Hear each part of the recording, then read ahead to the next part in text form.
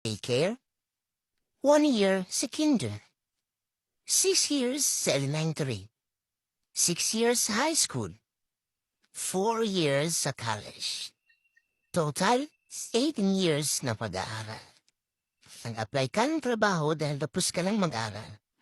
Requirements, diploma, TUR, resume, in situ or in situ, barangay clearance, police clearance, NBI clearance, birth certificate, valid IDs, medical certificate, drug test, SSS number, PhilHealth number, pag-ibig number, BIR number, work experience.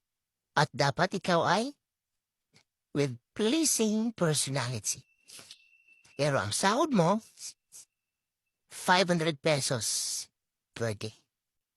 Only in the Philippines.